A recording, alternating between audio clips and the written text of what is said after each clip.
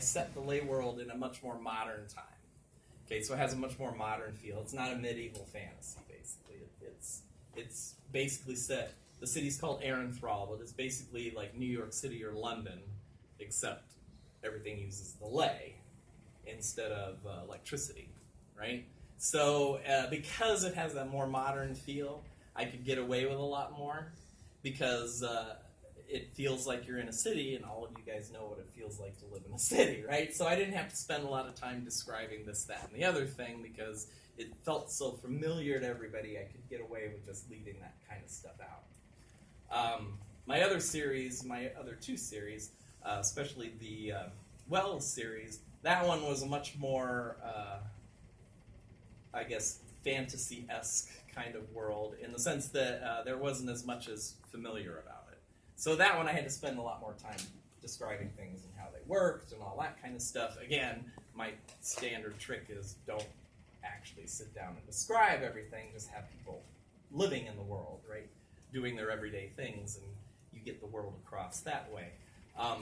But when I created the world itself, so this is a little more world building as opposed to writing, creating the world ahead of time, one of my standard tricks is you do need some kind of familiarity with it. You can't write a book where absolutely everything is totally bizarre and off the wall, because readers need something to kind of latch onto, something familiar that they can latch onto. That gives them sort of a solid ground to stand on, especially when you're in a science fiction or a fantasy world. They need something familiar enough that they can feel like steady. Yeah. Quick question. I know, I haven't really read this series, but The Hobbit's really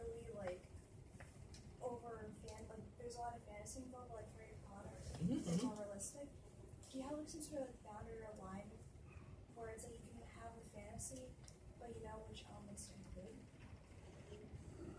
Like, what do you mean? Which elements to include while you're writing? Like how to make it familiar, I guess. Because I don't have much experience with The Hobbit, but from what I gathered, it's very set in the fantasy world. Yes. Harry Potter, it still balances out. You have Hogwarts, but you also have London. Yeah, you have the modern day world. Yeah, I think if it's not gonna be set in the modern world, okay, or you're not gonna have something like my Lake series where it feels very modern world, even though it technically isn't. If you're gonna have the straight up fantasy world, then yes, you got to give the reader something to ground in.